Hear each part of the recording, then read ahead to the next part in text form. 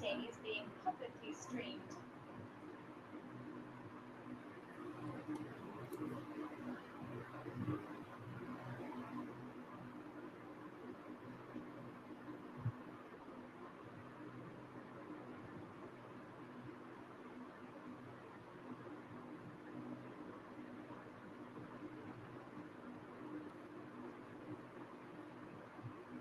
Okay.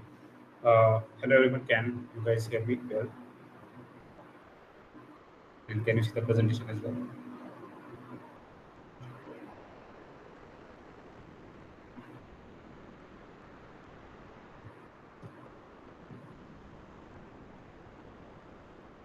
Hello everyone. Am I audible? Okay. Okay. Is the presentation visible to all of you? Okay. Good. All right. So last week, last session, we ended up with the with the definition of invertible matrices and a procedure to find out how to find out the inverse of a matrix using the elimination method. Okay. So today, let me start with working out an example on how to find out the inverse of a given square matrix. So, for example, so what is an invertible matrix? Invertible matrix of a matrix A is a matrix B such that AB, if you multiply it from the left or if you multiply it from the right, the answer should be the identity matrix. Okay. And this matrix is unique, and usually we denote inverse of a matrix of A by A inverse. All right. So now let's see how do we find out inverse of a matrix using the elimination method. So last time I did mention this method of elimination of row reduction. So how do we start? So let me write down this matrix A and I. What does this notation mean? This is an extended matrix which is of 3 rows because it has 3 rows in A, and how many columns? 6 columns. So it is like an augmented matrix, but instead of just extending by one column, we extend it by the whole identity matrix. Okay, so let's write down that matrix. So the matrix A remain is as it is, and in place of I will write down the identity matrix. Okay. Now, as in the case of augmented matrix, we perform the Gaussian elimination. We convert this matrix on the left to its RREF form. Okay. So the same we will do in this case. We will perform RREF form.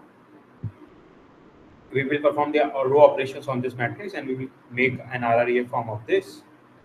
And here we will get the A inverse. Okay. So before applying to this method, let's check what is the determinant of A. So determinant of A, or whether if it is invertible or not. So how do we check that? If the RREF form, if the rank of this matrix is equal to 3, that means the nullity is 0. In that case, the determinant of this matrix will be, in that case, the determinant of this matrix will be non-zero, and you can say that it is invertible. Or in other words, if you can obtain the RREF form to be equal to the identity matrix over here, then whatever you will obtain on the left will be the A inverse.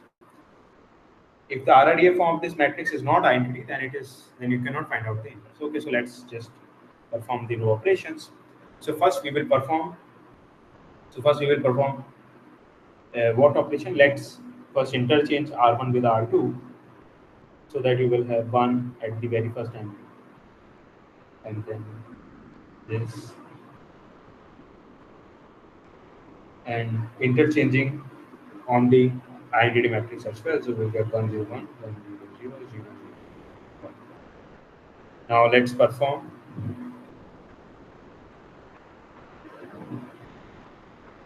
R3 minus 5 R1, and yeah, so 1 minus 1 0 0 2, and let's also perform R2 by 2. So we get 0 1 3 by 2, and 0 here, and then 5 4 minus plus 9 and 1. So in the so 0 1 0, R2 will be 1 by 2 0 0, R3 will be 0 minus 5 1. All right. Now one is here, one is here. We need to remove this 9 and this 1 as well, minus 1 as well. So what we will do, we will perform R1 minus R1 plus R2 and R3 minus 9R2. So this will give us this. The second row remain as it is. The third row become 0, and then 1 minus 9 times, that means 27 by 2. Now what is this value? This is 25 minus 25 by 2. Okay. Now R2 plus R1, so we are changing R1 by adding R2, so it will get 1 1 0. Second row remain as it is. Third row will be R3 minus 9R1. So minus 9R1 0, minus 5 minus 9 minus 14 1. Okay. Now what we will do? Now we will multiply R3 with 2 by 25 plus 2 by 25, minus 2 by 25. So we will get 1 1 1 0 0 0 0, 3 by 2 3 by 2, half 1 0, half 0 0 0 minus 14. Now we have multiplied with 2 by 25, so it will be 28 by 25 minus 2 by 20. All right. Now let's subtract R1 with 3 by 2 R3, R2 also with 3 by 2 R. What we will get? 1 1 1 0 0 0 0 0 0. So we get the ID matrix on the left. That means it is an invertible matrix. The rank is full. And what do we get here? So the third row remain as it is. So let me write that down first. Second row will be half minus 3 times 28 by 25, 2 times 25. So it will give you 14. 3 times 14, you will get 42 by 25. Then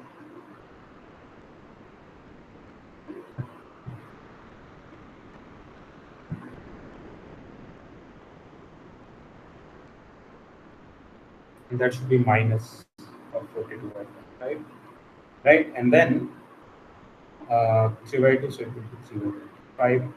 That's all. Now R1 also, half 1 minus 42 by 25. So you will get, and then 3 by 20, right?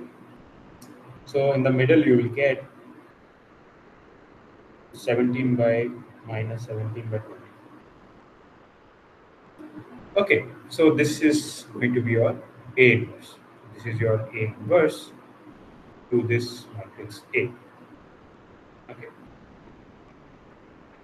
so this is how we will obtain the A inverse of any given matrix. It could be of any order, 4 cross 4, 5 cross 4. You just need to perform, you just need to start with this augmented matrix, and then you perform RLAF. And then you perform the row operation or Gaussian elimination to obtain the RLAF. of A, and on the left, on the right, you will get the identity matrix.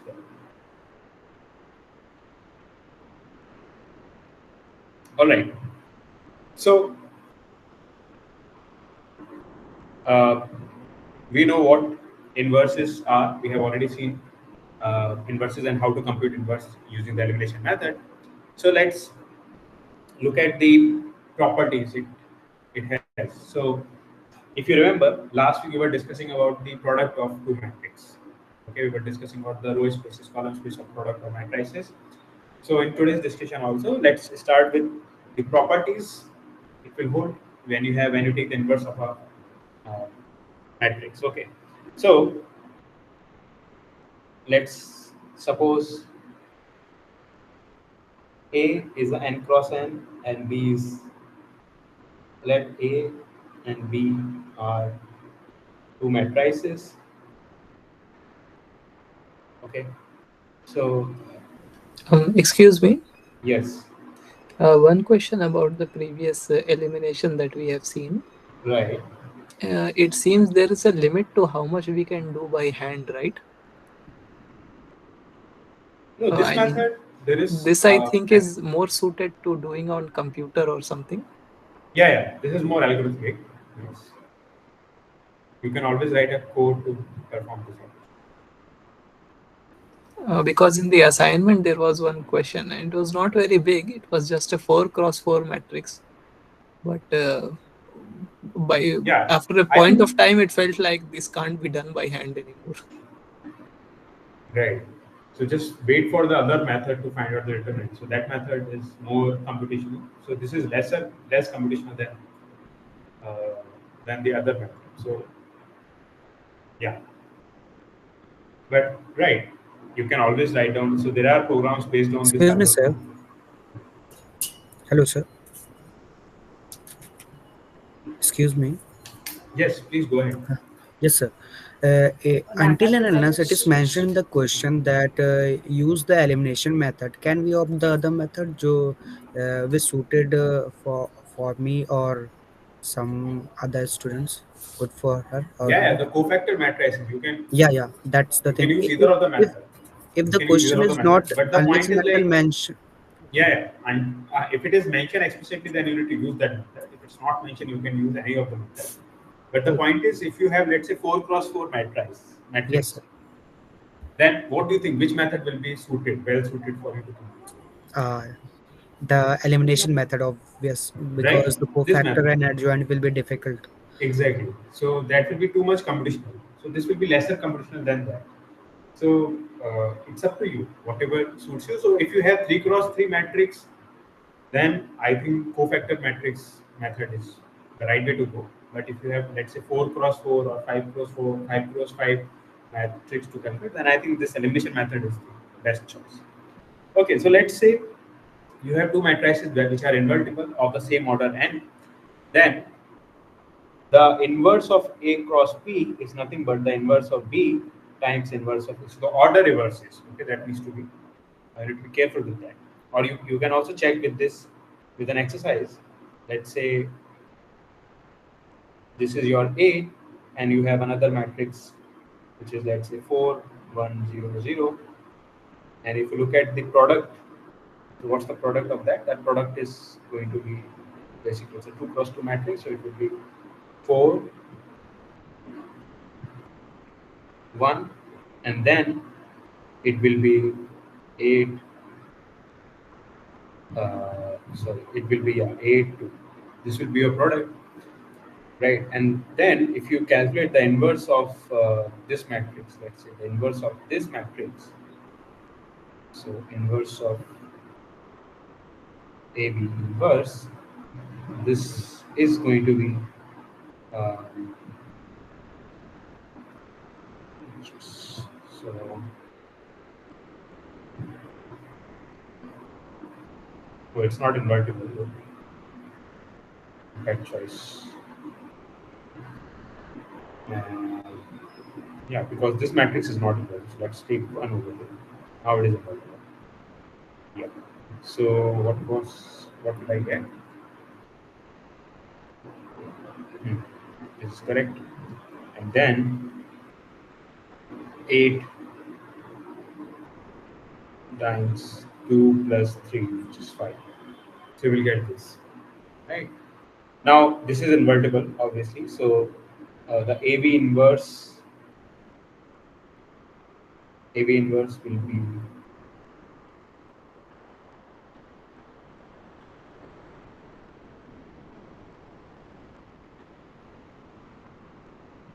so what's the determinant? Determinant is 20 minus 8, which is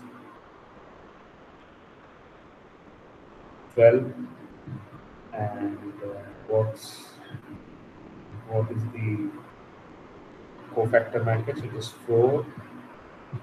So it's,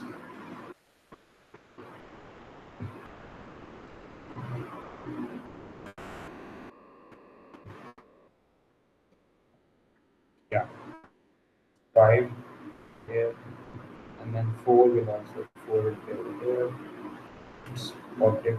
These two entities will be negative, but they will keep their places. So negative sign will be. Okay, that will be the matrix. And you can calculate their individual inverses, and then you can check that B inverse, which is going to be 1 over 4, and then 1 4 minus 1 0, and then what is A inverse, which is going to be 1 over 3, and then what? And then 3 1 minus 2 0, right? And if you multiply B inverse with A inverse, you will get 1 by 12 out, and then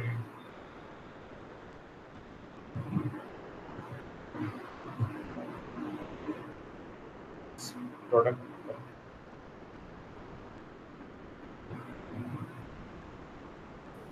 Sir, diagonal 3 0 minus 2 1 A inverse will be. Right. A inverse would be, uh, oh, okay. A inverse is 3 1, right? And then 0 minus 2, right? That's correct. So then No, sir. B B inverse.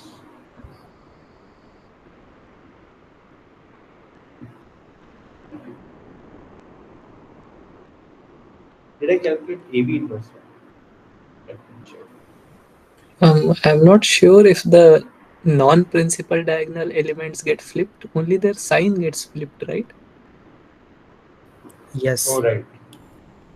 So it is minus 2 0. Yeah. Yeah.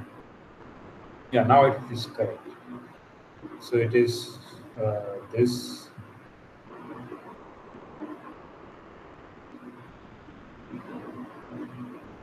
B inverse as well. Same issue. Oh, B inverse. Yeah, in this case I did correct. This- Yeah, in this I did correct. I messed up with this inverse. Okay, thanks. So it is going to be, yeah, 5, and then, yeah, now it is coming out well. It's 5, and then 4 times this minus 1 times this, so it will be second row. 1 times plus this, so it will be 1. Yeah. And then this will be minus 8.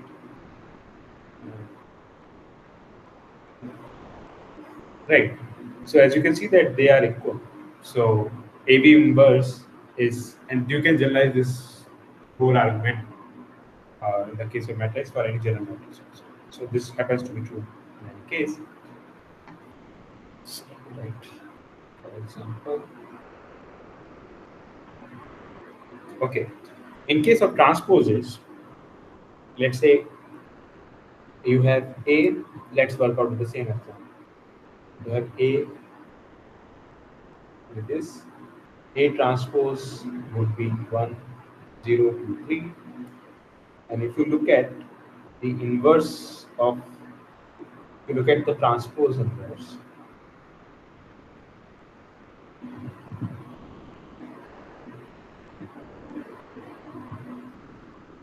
it is,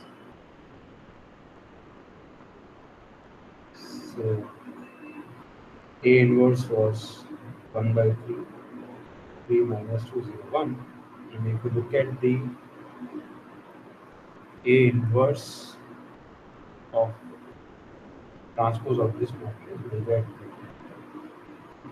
3 minus 2, 0, 1. Okay. Whereas, if you find out the inverse of A transpose, you will get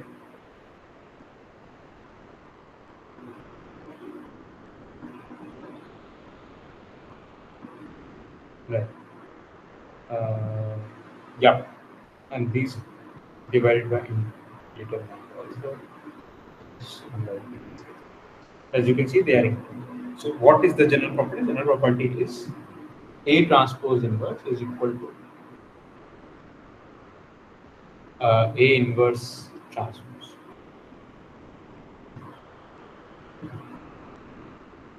So this happens to in generality also. So you can just directly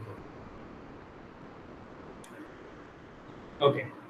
So now let's in today's discussion, uh, we will talk about powers of matrices, and then we will end today's session with discussion on determinants. So till this point, whatever Excuse I me. have discussed, yeah. This thing we have about square matrices, inverses are we understand in a certain way that okay, the inverse is there, but when there is a rectangle matrix, it's not square. Then is the inverse really defined? I'm asking because the assignment question had one of these things. So how do we make sense of that? If you could discuss at the end of the session, maybe. No, for rectangular matrices, you don't have the inverse matrix, but there are pseudo inverses, which you can think of the work as inverse, right? So, for example, what actually is inverse is it is a matrix. Let's say you have a 3 cross 2 matrix. Okay. So what inverse should do is, can you multiply this matrix with something so that you get an identity matrix uh, other way around. So what matrix, for example, let's say this.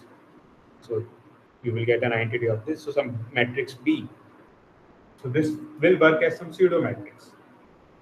Now, how to define this? Define this B. That depends on the your requirement. Okay, what exactly you want to find. Okay, And this need not be unique, right? This B that I'm finding. no, this need not.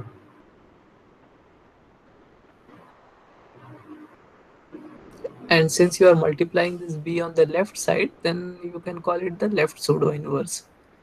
Yes, Similarly, if I multiply something on the right, it will lead right. me to an identity matrix with 3 cross 3. Yes, And but then the that same matrix may not work. That's the point. same one may not work. It will have to be Hmm. something different. And that's Yeah. why we call it the right pseudo inverse. Yes. Yes. Yes. So this left, yeah, And so neither of these left or right ones will be unique. It will be some matrix that helps us do the job, but it can right. have a lot of I mean, it will have a free variable in there in some sense, and definitely it won't be a unique inverse like we get for the square matrix. Is that the general idea? Yes, you may not always have unique matrix. Let me think of an example.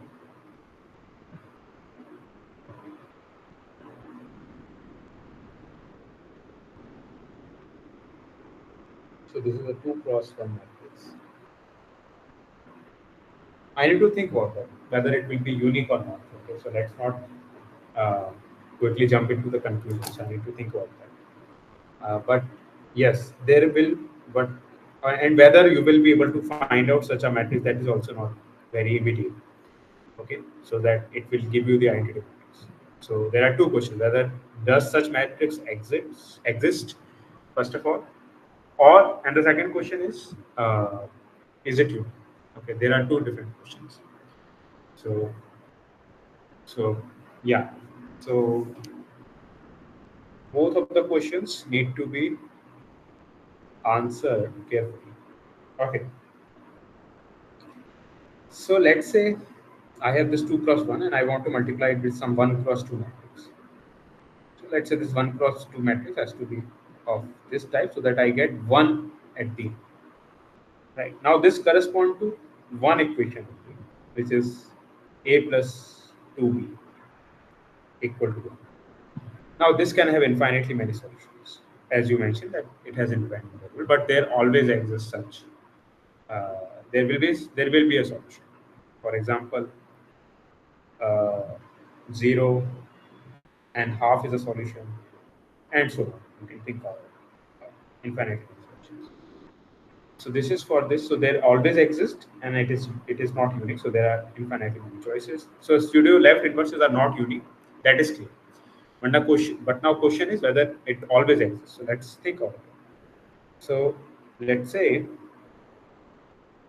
you have some general matrix of some rectangular form. So let's first take column. So in column vectors, you can notice that it will always exist. But then you can ask very specific question that yeah, you have also one more restriction over here that it has to be, because it is 2 cross 1, so it should be the number of rows of the inverse matrix should be equal to the number of columns, because you want to get a square matrix after multiplying. So this needs to be equal to this, and this thing should be equal to this. So you always have a fixed choice of order. Ordering is also fixed. Okay, so these things are fixed.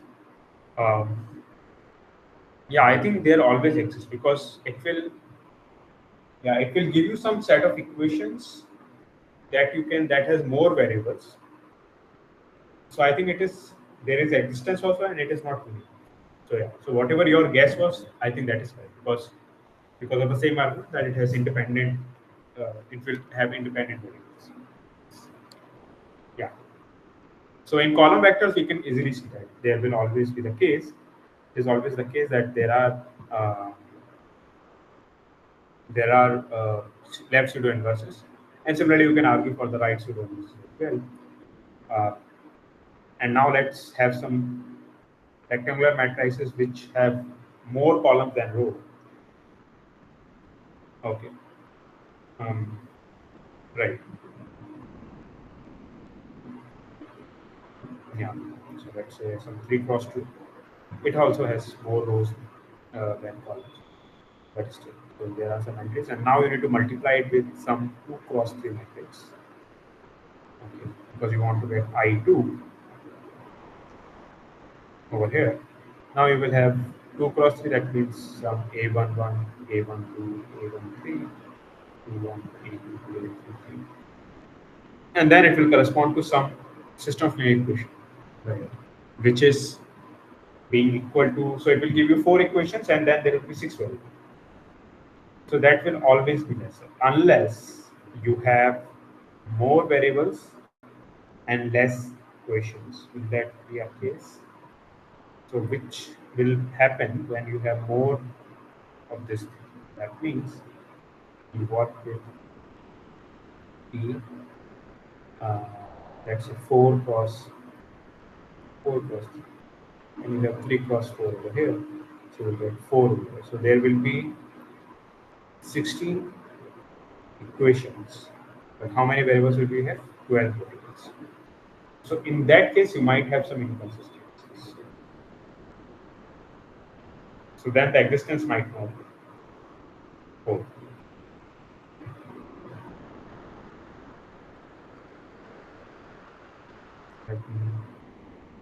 So let's say you have 1, 2 over here, and then you have AB. Then it will correspond to 1 0 0 0.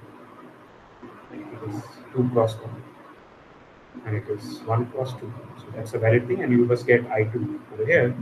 And if you multiply, you will get A should equal to 1, and 2A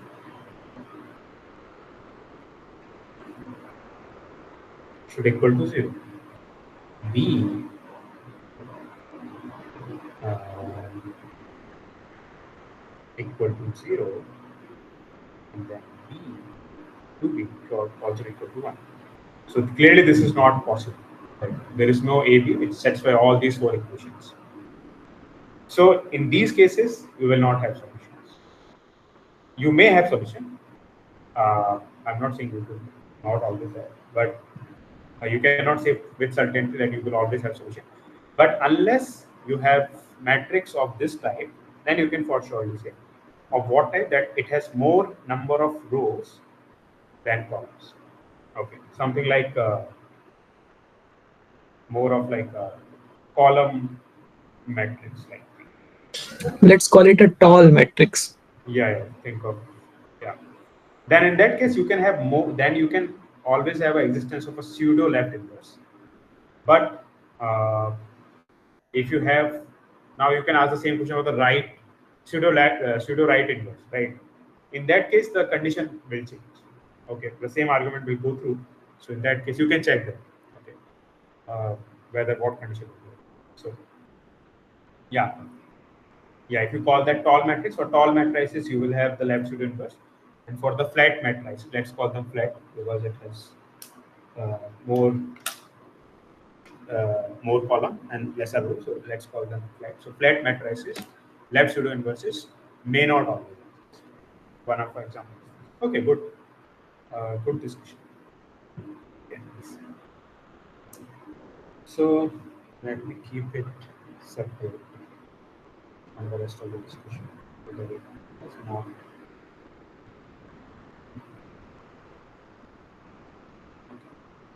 not. By that same logic, will our chances go up if we look for the pseudo inverse on the right side for a flat matrix?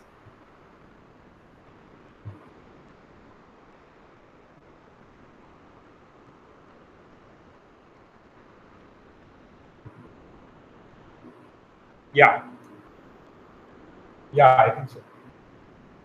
Yeah, it depends where you are placing. But then it won't be left. It would be then it will be right. Oh, for flat you are saying. Yeah, for flat, yes. For flat, yeah, the left pseudo inverse makes sense. Basically, it exists, always exists. For uh, yeah, so basically there are four cases. You just need to have you need to permute them accordingly. So what we know that left pseudo inverses exist for tall matrices. So right won't exist for tall. So uh, yeah, and vice versa. Not exist, but they may not exist. Something. Okay. Yeah, you can play with that. Okay, let's come back to the matrix powers. So suppose you have this matrix. So I am working with a diagonal matrix. And if you square this diagonal matrix, okay, so let's see what happens if you square them. So it is 1, 0, 0, 0, 2, 0, 0, 0, 3. You square them, you will get 1, 0, 0, 4, 0, 0, 0, 9. So you can see that the diagonal entries are squared. Okay, once you when you square the matrix. Similarly, if you can repeat this task, and you will notice that if you take some power k or k positive, you take some positive real numbers. So if you take some positive integer, okay, then you will notice that one you will get 1 to the power k, which will give you 1 only, and then 1, 0, 0, 4k, and 9k. Okay, so this is what you can say. Now, what happens when k tends to infinity? Okay, so that is what our question is. What happens when k tends to infinity? So what does it even mean? What when k tends to infinity? That means you are taking larger and larger value for k. Okay, so if you take k to be 100, then it will 4 to the power 100, which is very large number. And if you take k to be million, then it is also very large. So that means what is happening is that these entries, these entries are going towards infinity. They are blowing up. Each of the entry is blowing up. So these entries are blowing up. So not these entries. These two entries are blowing up. Not all of them, but these two entries are blowing up. Okay. So This is what happens at the infinity.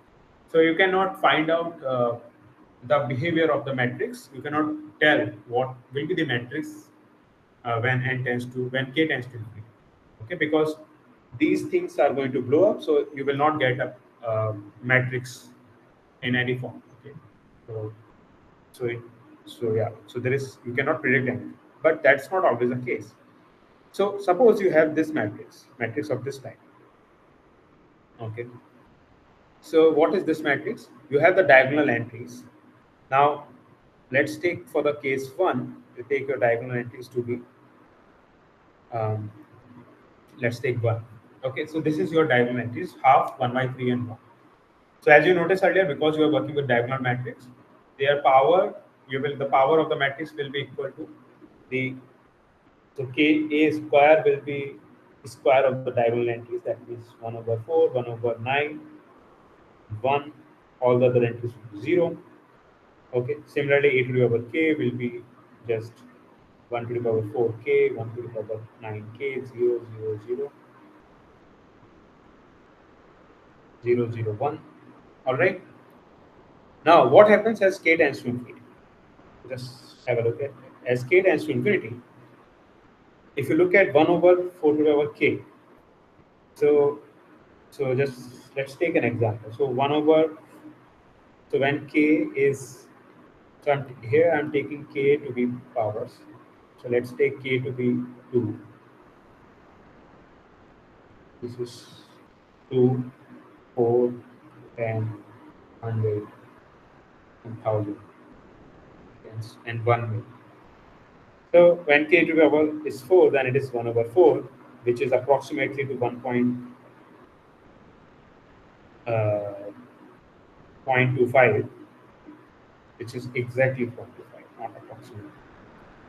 And then when you take 1 over 4, when you take k to the power 4, that means, sorry, it is 2 to the power k, 3 to the power k.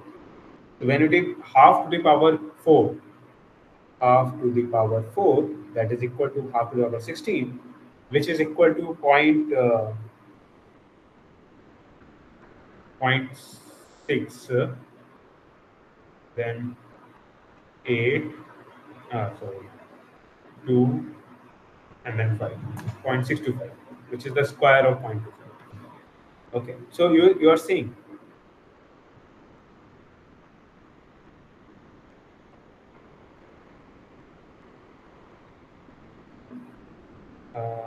yeah, it will be 0.06, 0.062. Yeah. So we are seeing that it is much lesser than 0.2. This value is much lesser than 0.2. Now, if you take 1 to the power, if you take 1 over to the power 10, then it will be much lesser than what you have here. Okay, so this will be much lesser than here.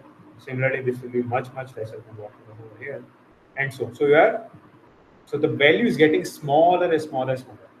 So in other words, when it hits million, it is approximately to 0. It is not 0, but it is very close to 0. And you are taking k to infinity. K is going to be very large.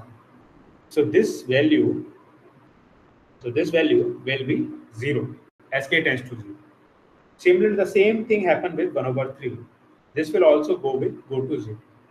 Okay. So what you see over here is that these two entries will become 0 at at infinity, let's say. And these entries are constant, so they will be just 0. These will be 0, 0, and this will be just 1. So what matrix will you get? Can you write down the matrix also? So at k infinity, so this tends to yeah.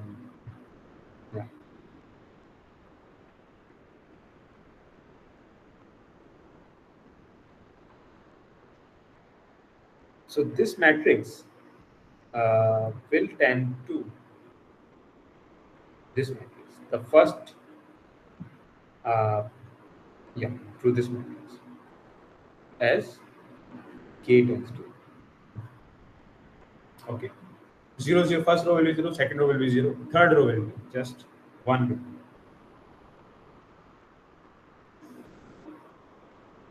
So this will be kind of like a stable state. Okay, when you have taken all the, you have run over all k, then you will be in the stable state definitely. Okay.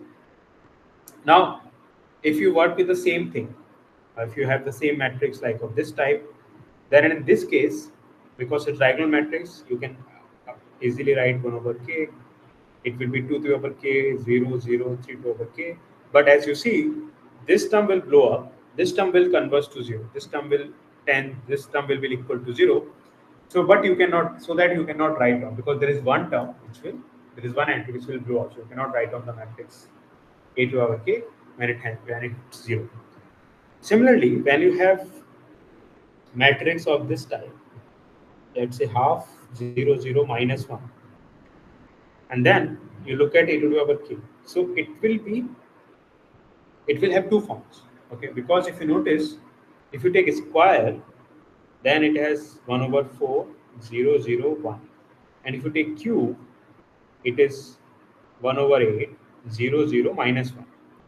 So this term minus 1 term will oscillate between minus 1 and plus 1.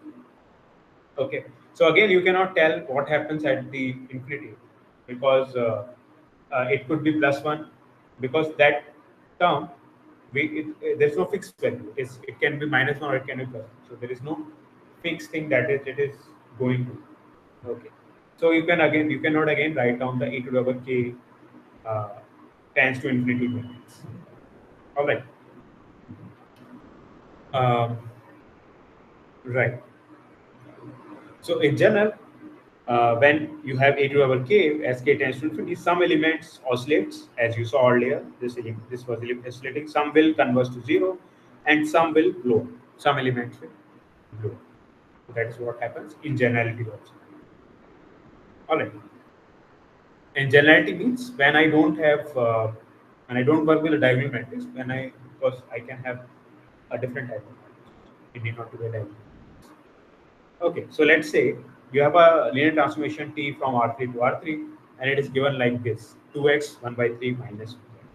So with respect to the standard basis, what is the matrix representation of this? It is basically 2 0 0 0 1 by 3 0 0 0 minus 1. Okay.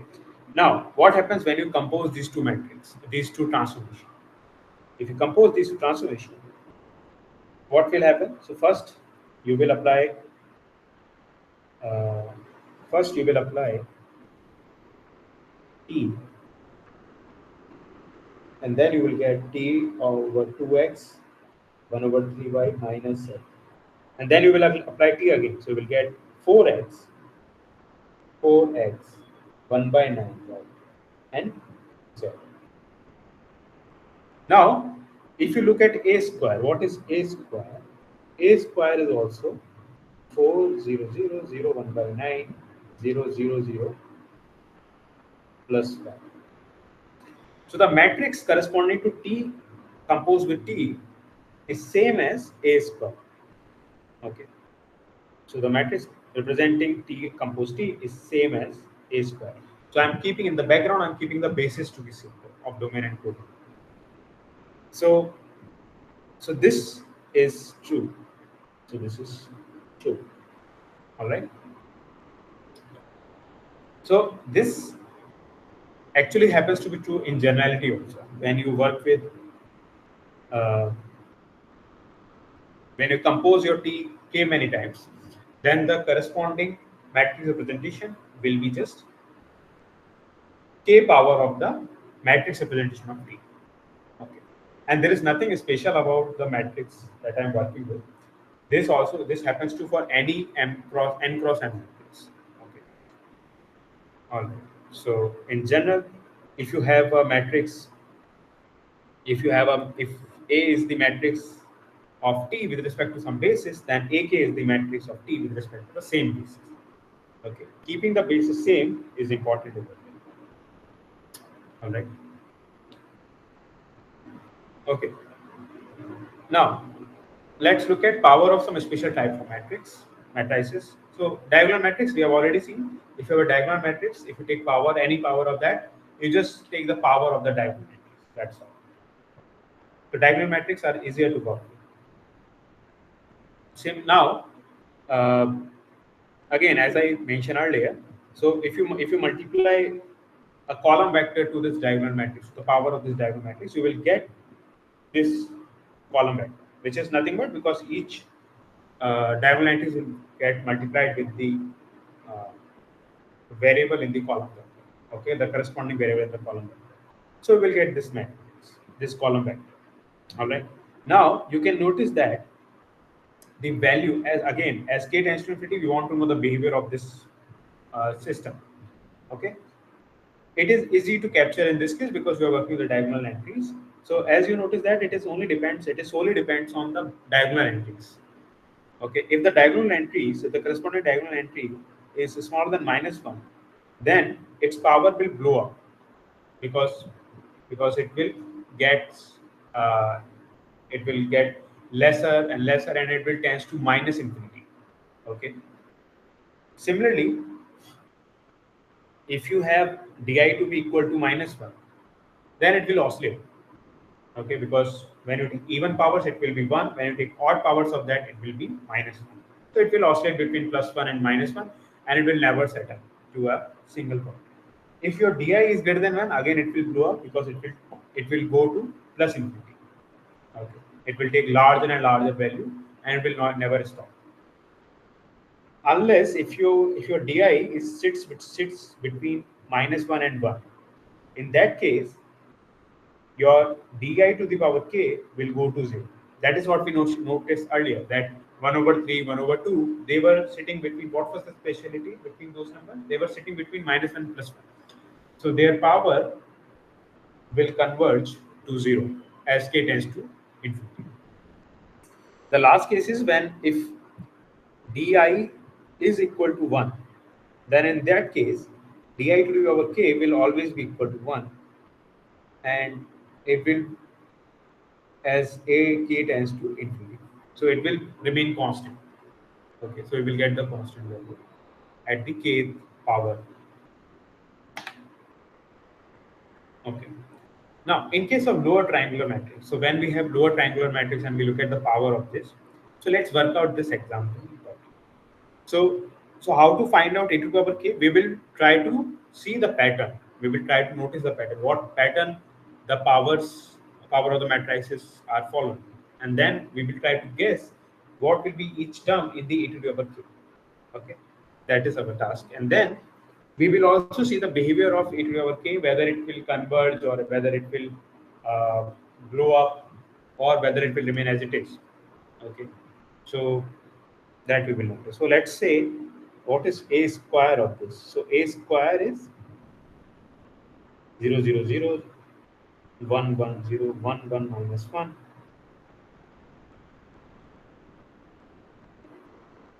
So a square is going to be 0,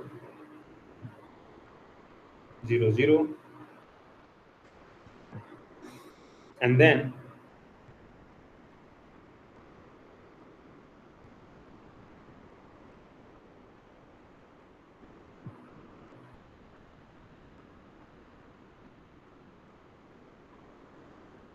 okay, is this correct?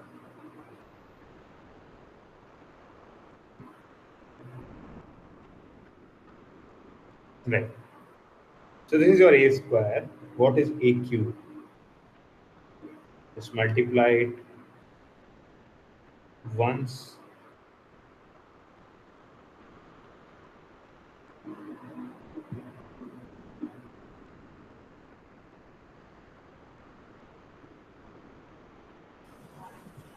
Sorry, just one issue. Hmm. In a square, the bottom right should be 1, right? Positive 1.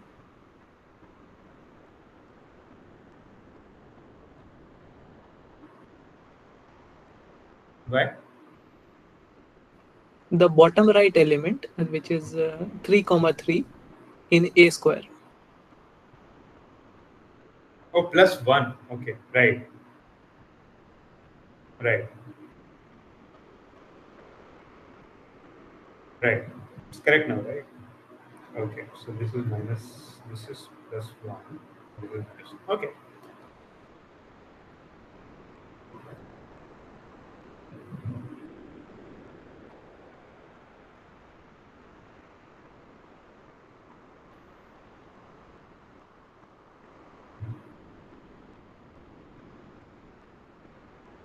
So what you are getting is a cube is again equal to a, and a square is a different matrix. So if you multiply a to again a square, then you will get uh, a. If you multiply a cube, that means a4 is a cube times a, which is nothing but a squared, so which is nothing but a times a, which is nothing but a square. So even power are just one matrix and odd powers are going to be one matrix. So this is what pattern we can notice. So what is AK? Now can anyone tell you what is AK?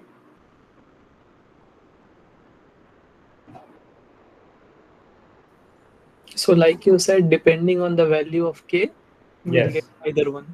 So if AK is even, then we will get a square, and if k is odd, and what we will get? We will get a value, right? So again, we cannot tell what will be the behavior at infinity when k tends to infinity. Um, yeah, and again we cannot predict about the behavior of a to the power k with x getting multiplied because it is not giving a perfect. It is not giving a single value, and even in the if it gives you the single matrix also, but and it is also difficult because there might be some element that may blow up. So if everything suits good, then only you can talk about what happens at behavior of AK at k to n2. All right. Okay. So essentially, So every single element needs to be defined properly in yes, AK. not properly. Properly, this is also proper definition, right? Uh, this is also proper definition. This is a proper definition of AK. Let me take an example. Yeah, this is proper. But what is the problem over here is that uh, this term will blow up and this term is oscillate. Okay. So if that is what your proper means, that nothing will blow up or nothing will oscillate, none of the entry does that, does any um, funny behavior, then yes, then proper is a correct word. But let's stick to the word of convergence. If all the entries converges to something, zero or something, then we can have a nicer format infinity. Yes. Okay. And as you showed above, only two possibilities are there. It can either converge to 0 or it can converge to 1. There is no third possibility essentially over there. No, no, that's not true. Whatever example I have taken, that what it seems. No, no. Uh, In terms of convergence, if oh, I in have terms of, to converge, I will either converge to 0 or to 1. Everything else is whatever. If I have to get, fixed yes, yes, numbers in yes, yes, my AK, then it can either yes. be 0 or 1. Nothing else is allowed in AK.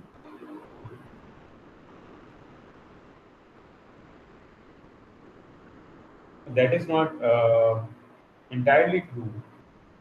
Maybe the example that I worked with makes you think that. But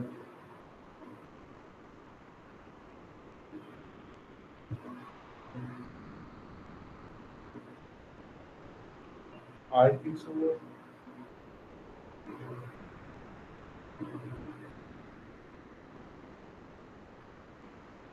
Yeah, unless, yeah, in case of diagonal entries, yes, what we are saying is correct. But that need not to be true in generality. That's what I'm saying. But obviously, yeah. Uh, so if in, yeah, whatever is that, but if in a to the power k form, you find an element which is, you just look at each element wise, you focus on element wise, and each entry. So element, when I say element, that means each entry I'm talking about. Okay. So if it is a constant, okay, it is independent of k. There is no term of k appearing in that particular element, particular entry. Then it is a constant term. Okay. Then you don't need to worry about that term. It will remain as it is when k tends to infinity. If there is a term of k involved and it is in the power of some number, Okay, then that number has to be small, has to be in the interval between -1 and 1. It cannot be larger than 1 or larger than -1.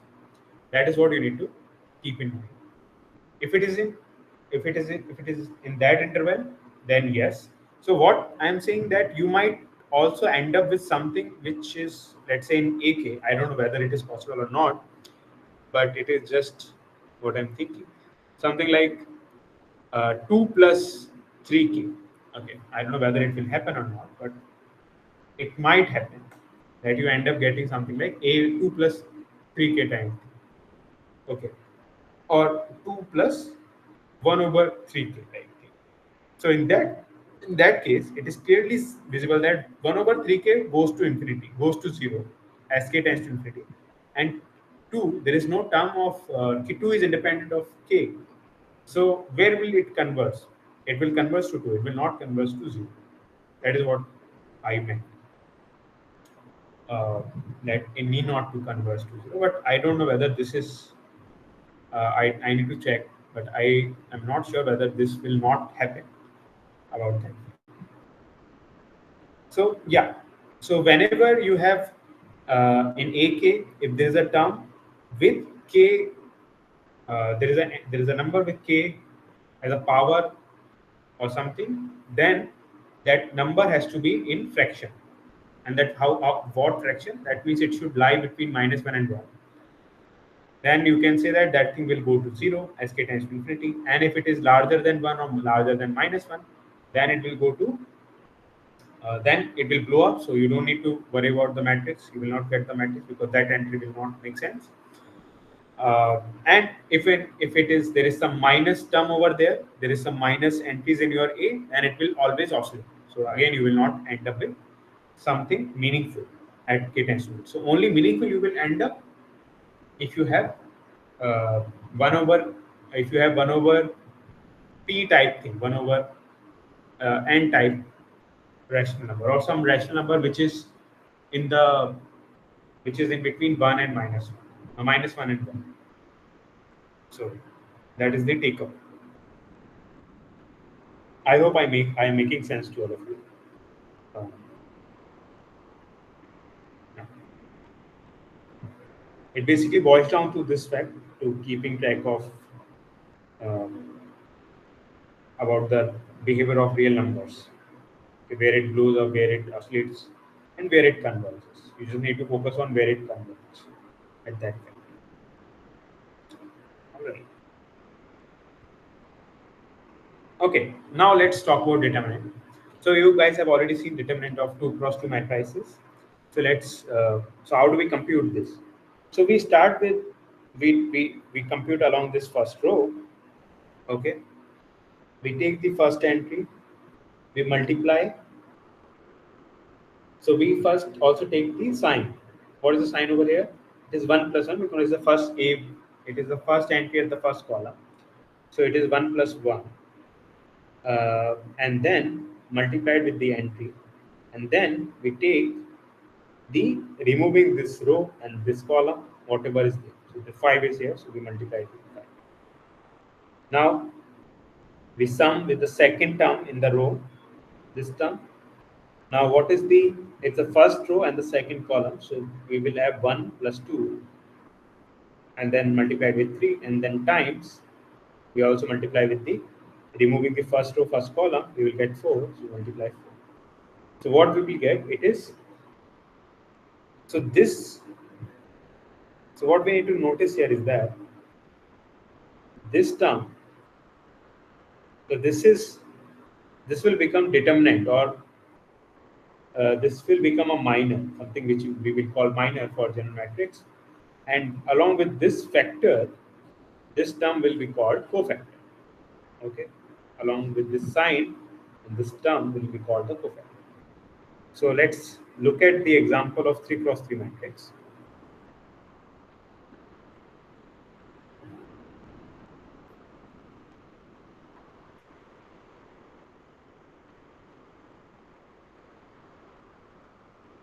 Yeah.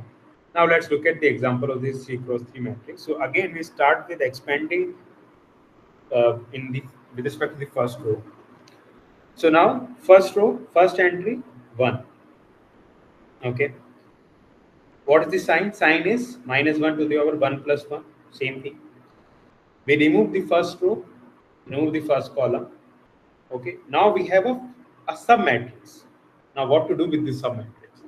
So in the 2 cross 2 case, we had just a single entry. We can just take that single entry and keep it there. But in case of submatrix, how do we find out determinant? So we will use the determinant of 2 cross 2 matrix, because in this case the submatrix is of 2 cross 2 order. So, and we already know how to compute the determinant of that. So we will compute the determinant of this 2 cross 2 matrix. All right. Okay. Now again, second term is 0, 0. We don't need to compute anything because it is 0. So everything will get multiplied with 0. So it will give you 0. Don't do anything. Now third term is 1 plus 3. All right. Because first row, third column multiplied with 3. Now what is the submatrix? Submatrix is 0, 2, 4, 0. All right. Now we already know how to calculate determinant of this, determinant of this. We can quickly calculate that and we will get 1 minus 2 plus 1, 3 minus 8. It is equal to 24 minus 26. Okay. Now it is not necessary for us to calculate determinant along first row. Okay, we can use any row. So let's take the second row. Okay, let's start with the second row and calculate the determinant along the second row. So let's see what happens if we do that. So I'm starting with the second row. Second row, first entry is 0. So first let us find out the sign. What is the sign? -1 to the power, because it is 2, second row, first entry. So it is 2 plus 1. 2 plus 1. The number here is 0. So we multiply with 0. And now what's the determinant? We need to calculate. We remove the second row and the first column. So the remaining matrix is, we calculate the determinant of 0, 3, 0, minus 1. All right. But because we are multiplying something with 0, this whole thing will be 0. Okay. So let me just write down big 0. Okay. Now second entry is 2. What is the sign? Sign is -1. 2 plus 2 times 2. Determinant of removing the second row, second column, we get 1, 3, 4, minus 1. All right. So what is this value? This value is going to be plus 2, and then -1, minus 12, minus 30. All right. Now the last entry is again 0. So I will not write anything. It is 0. So it is -26. So it does not depend. So as you have noticed that it does not depend which row you take to find out the determinant. Okay. Now here are a couple of things that you need to mention, that I need to mention right now. So first thing that we have already said, that it does not matter. So determinant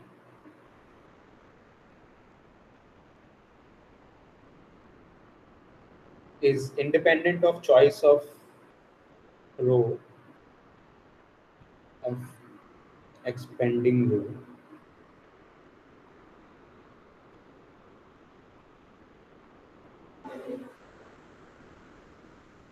Okay.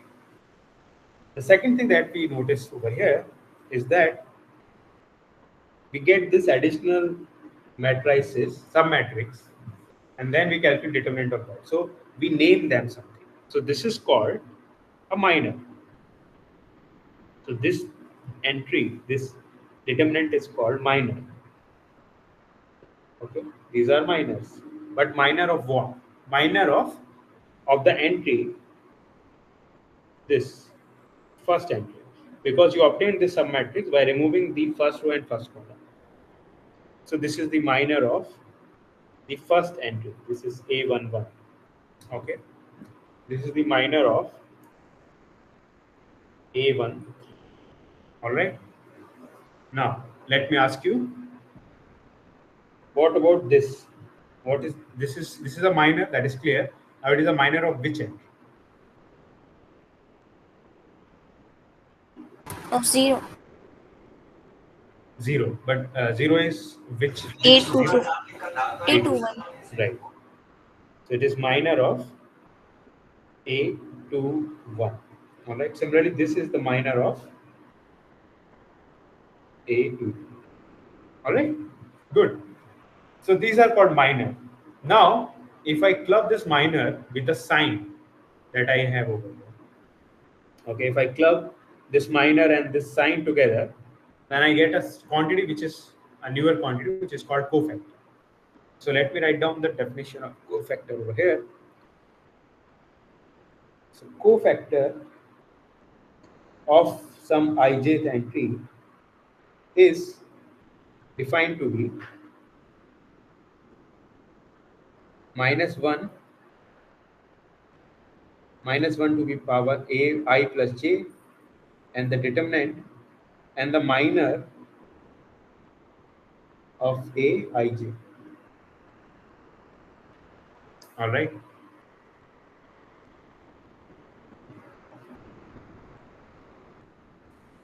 Excuse me. Yes.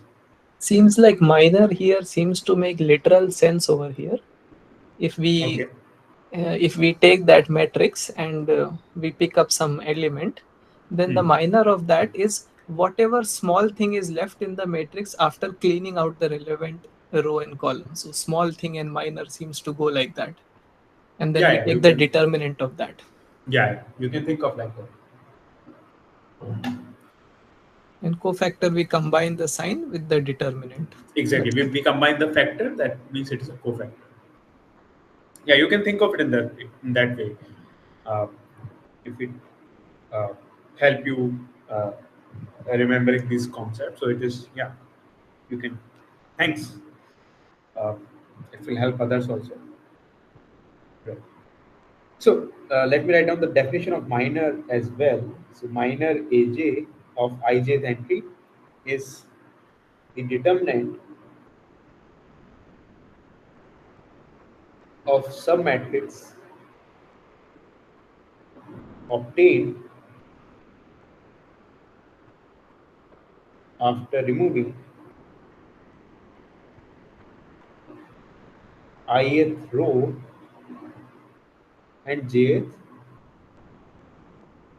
column from A. Let me just.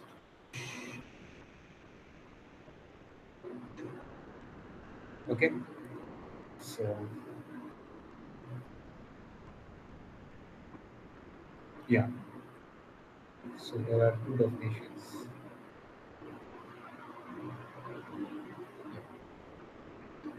Cofactor. So this definition makes sense in generality also. And you have a matrix of n cross n order, then this definition makes sense. Okay.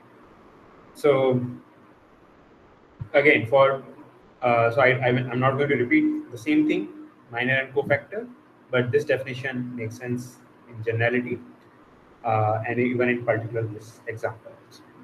Okay.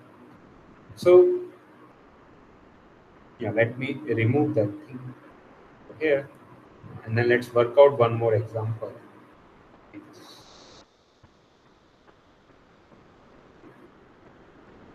Yeah, let me work out this. Sorry, but then one question comes up. Yeah. If we take this definition in general, then how Mhm. do we define the determinant of a rectangular matrix? Is it defined? No, it's not defined.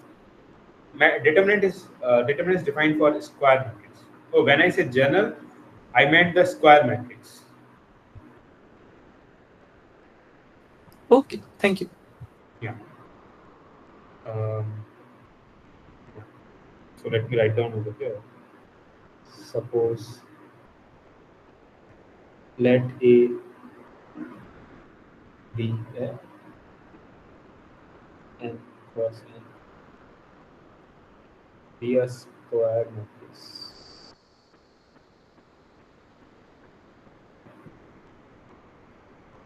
So right now let's work out this example of finding out determinant of this 4 cross 4 matrix. So we can expand along any row.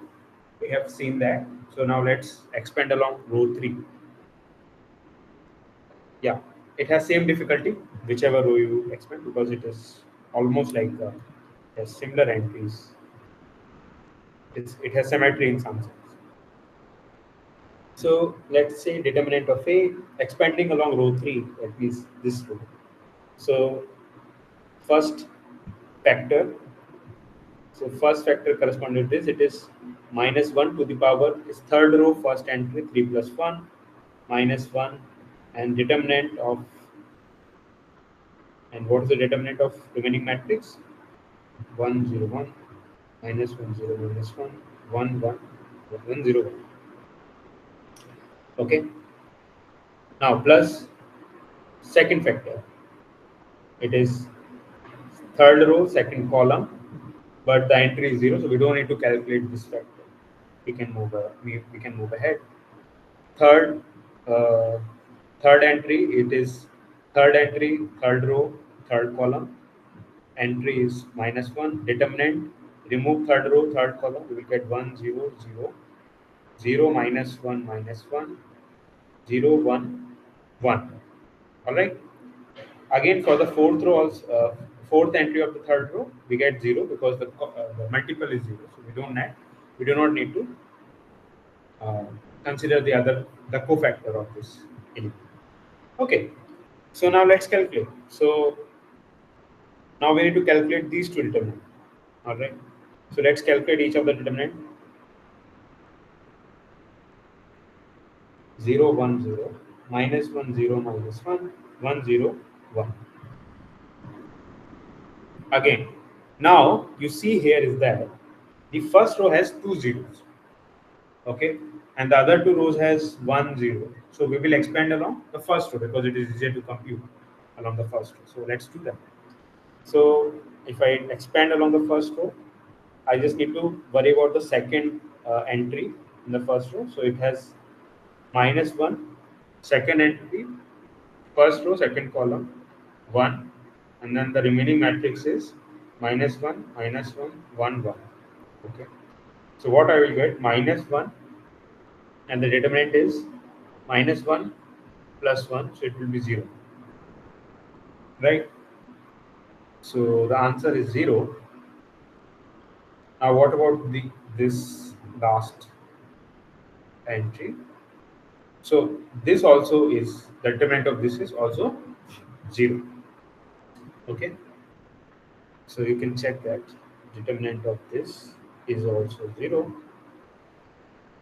because it is, you can also see that the rank is not full. It is not full rank matrix, so it is also determinant is 0. So that is also there. Similarly, with this matrix also, you can see that it is not, this initial matrix itself has nullity equal to 2 and rank equal to 2, right? So this is also not, the determinant should not be equal to 0. That should be the case, and that is what you have figured out also. So we have figured out this is 0, this determinant is also 0, and it is sum of 0 4 times. So we get, your answer is, this is 0. Determinant of this implies the determinant of this also 0. Okay.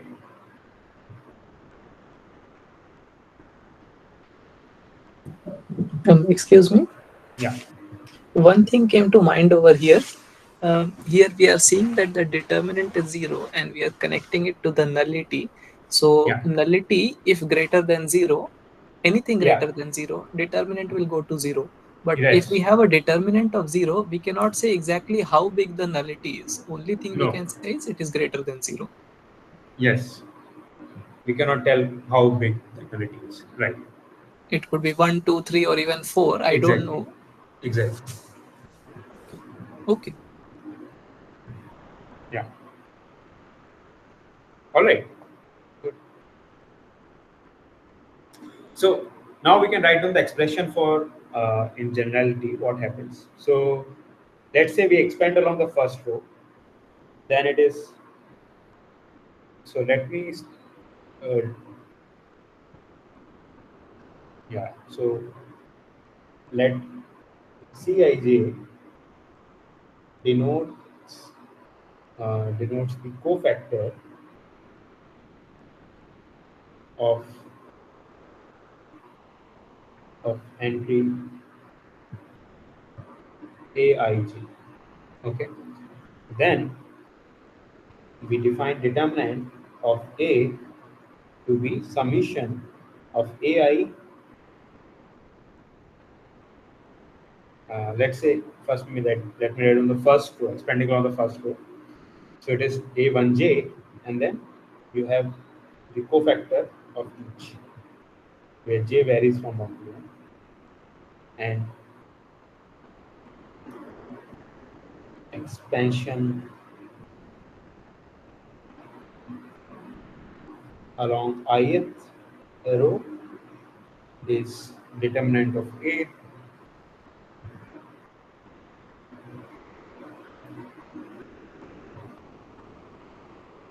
All right.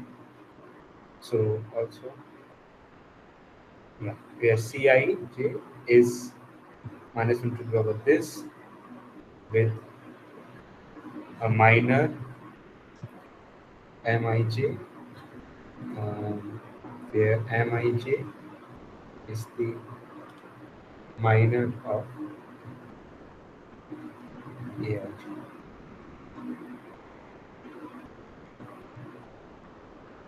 Okay, so this I've already defined.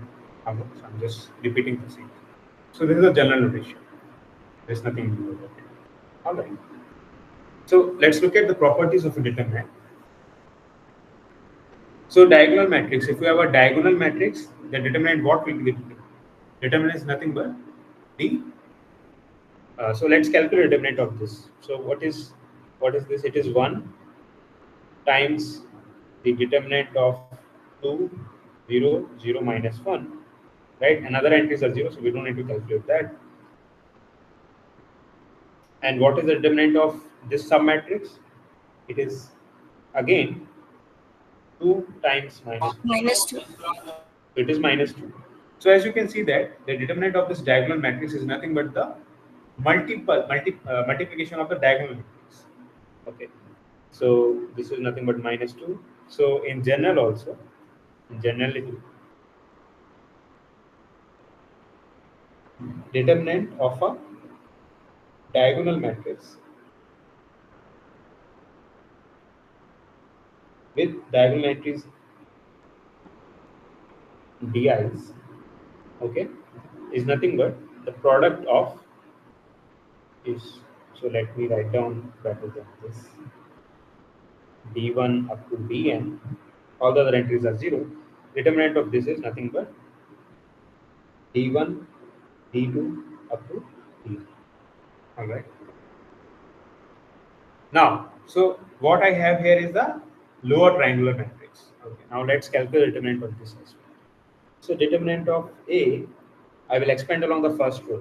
So what I will get 1 times determinant of the remaining first row, remove. So let's take a better one.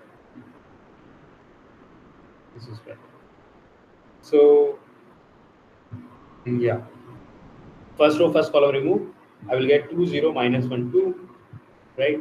And then what is the determinant of this? This is again upper triangular. 4. This is again upper triangular matrix. So again 2 times 2.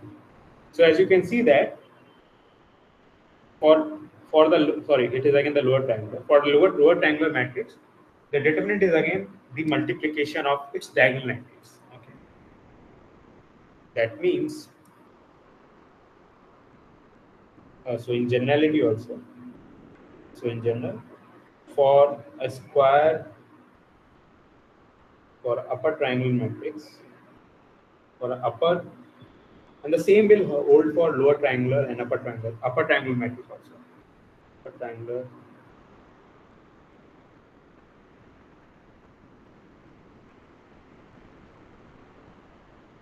matrix A, the determinant of A is nothing but the product of its diagonal F. All right. Now, so this is the first property that we have noticed, that the determinant of upper triangular or lower triangular matrix is equal to the product of diagonal matrix. So that is what we have seen. Now, the special case of this is the special case of determinant of this diagonal entry of diagonal matrix is the identity matrix. Okay, when all the diagonal entries are 1, then in that case you have 1 or all the diagonal entries, other entries are 0. So determinant of this will be just 1. So that is what it says. Okay, this is the one of the properties of that. And also determinant is distributive in terms of product. So product or determinant of the product is nothing but the product of the determinants of the individual matrices.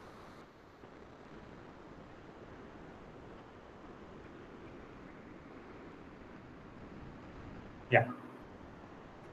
So we have seen one method to calculate inverse. Now let's use determinant to calculate inverse also. Use determinant and cofactor matrix. So what is a cofactor matrix? So let's figure out what is a cofactor matrix. So we already know what our cofactors are. Okay. So cofactor matrix is nothing but you calculate cofactors for each of the entry. Okay. So what is a cofactor? So cofactor matrix is a matrix that is composed of where each entry is nothing but the cofactor of the corresponding entry. Okay. So what is C11 in our case? C11 is -1 to the power 1 plus 1. And the minor, what's the minor in this case? This matrix. Determinant of this matrix. So what is that? That is -2. So it will be -2. Okay. C12. What is C12? Which is 0. C13 -8. Okay, so I will write down the matrix over here. So first row is -2, 0, -8. Now what about the second row? Second row of the cofactor matrix. What is 2, 1? 2, 1 is 0. -1 times 0, right? It is 0. What is C22? It is -1 times -1 -12 -13. It will give you 13. What is C? What is C23? That is 0 again. C31 is -1 times -6, so it is 6. Excuse me. Yes. Cofactor is not yet involving the multiplication of the element itself, right? I was just kind of thinking that cofactor of anything should not be 0 until the determinant of that small matrix, the minor itself, is 0. Yes, yes. So, So minor itself is 0, right? is it So, really though? For yeah, in C21, this for case, example? for C21, this is what's the minor, Okay, 0 on both sides of that multiplication. right? 0 into -1 and 0 into 3. Yes, so it is 0. Minor is 0. Right. Okay, so unless the minor goes 0, we are not really looking at the element itself right now. So we don't need to look at the element for cofactor. Right. It's just sign and the minor. Yeah, sign and the minor. Okay. Yeah. So what is C32? C32 is again 0. C33 is -1. -1 is the factor, not the 1, because it is 3 plus.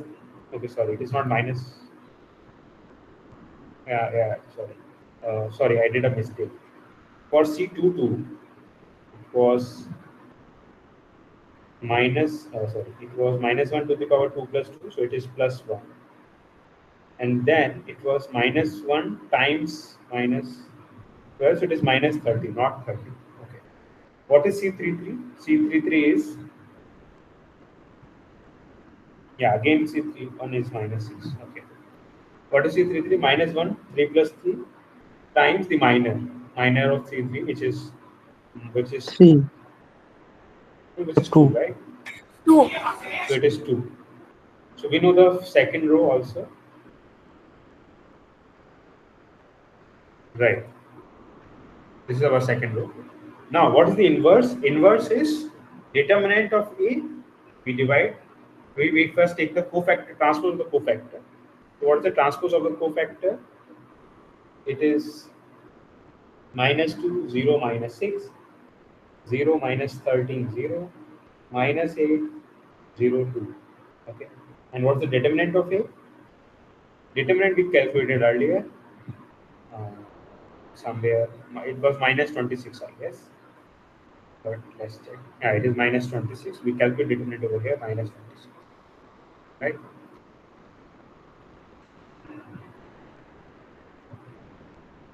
Yeah, determinant is -26. So what is A inverse? A inverse is nothing but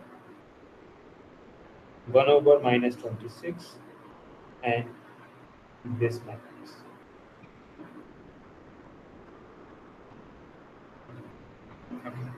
So as you can see that it is more computational because you need to calculate these cofactors, which involves calculating a determinant, which again involves calculating cofactors. So if you have, let's say, 4 cross 4 matrix or 5 cross 5 matrix, then it will be computationally very hard if you do it by.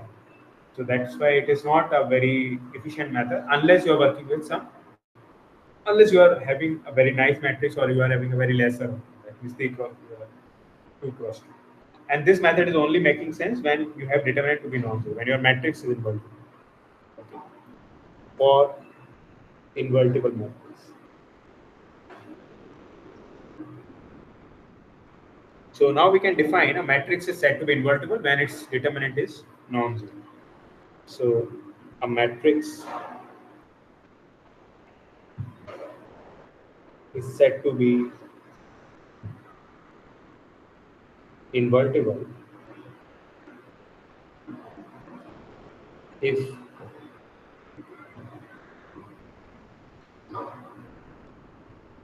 a matrix n cross n matrix is said to be invertible if determinant of A is non-zero. Okay. So we can also use this equivalent definition of invertibility or existence of inverse. So we have the invertible matrices, and then we can calculate the cofactor matrix first, and then we can calculate the inverse. So this cofactor matrix makes sense for generality also. When you have some large order square matrix, then also the same thing goes the same fashion, and you can calculate the same. Okay, Sir, now let's sir, yeah. sir, elimination method is much easier. Yes, elimination is easier, right? Yeah, just guys, give me a minute. I will come back.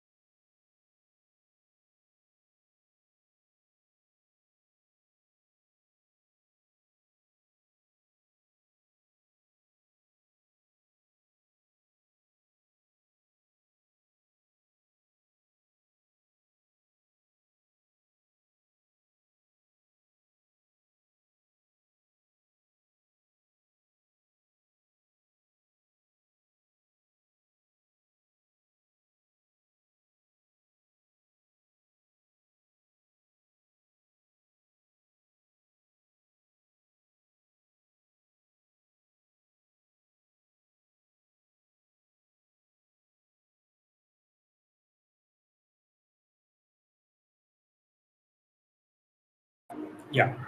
So right. So now let's look at the properties of the inverse of a matrix. Okay. So yeah, the first property is determinant of A inverse is equal to 1 over uh, the determinant of A. Okay, so for that we use the definition of invertibility. So in the last session or in the beginning of today's discussion, we started with the definition of inverse of a matrix. And what was the definition? That A inverse times A is equal to I. Okay.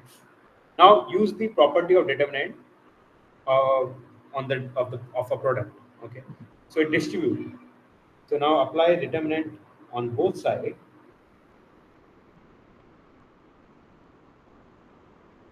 Now we have seen that determinant of I is 1 and determinant on the left hand side distributes. So it is determinant of A inverse times determinant of A equal to 1. So what is determinant of A inverse? It is 1 over determinant of. Alright. Okay. Now the next question is determinant of A is equal to determinant of A transpose. So this is same. This property you can think of it is. So this is same because it doesn't matter um,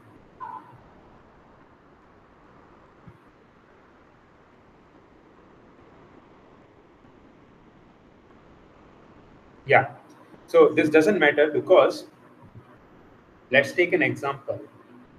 So we have seen in the previous example that you can expand along any row. Okay. So expansion along any row is fine to calculate determinant.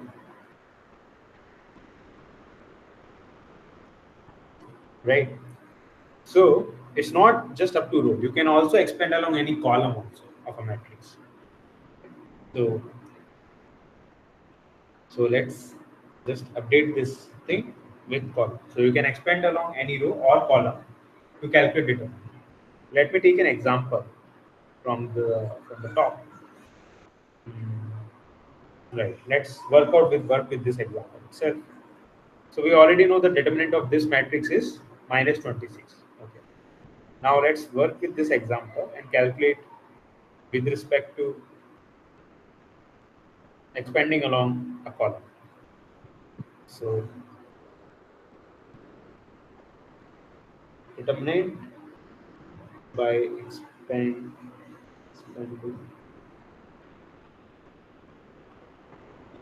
along a column. So let's take the second column because it has fewer non-zero entries. So let's start with the second column. So we will do the same thing from top to bottom. We will go one by one. You can follow any order. It doesn't matter because as long as you are keeping track of the cofactors, the factors of -1. So let's take the first entry. It is 0. So what is the coefficient corresponding to this?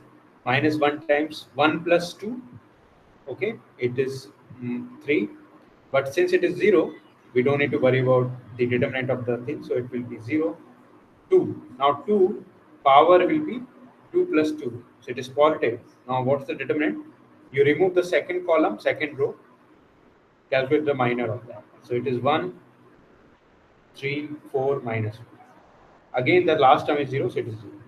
So this will again be equal to -1. So you can see that expanding along any column or any row does not change the determinant. Okay. So now coming back to this property. So because we know that expanding along any column or row does not change the determinant of the matrix. So what happens when you transpose a matrix? So row becomes column and columns become row. Now we already know that determinant remain invariant of whatever row along whatever row you take to find out it or whatever column you take. So the determinant will remain same. So it is independent of the rows or columns. So determinant will remain same. That's why the property B holds. It was a quick proof that I have just given to you. Okay, now let's look at this question.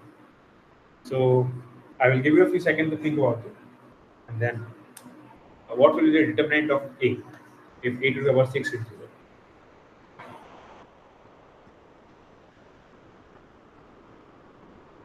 So we can write a to the power 6 as a multiplied 6 times, Yes. and then we call it determinant of a, determinant of another a, determinant Yes. of another a 6 So it will times. become a to the power 6 power, right? That is what you mean.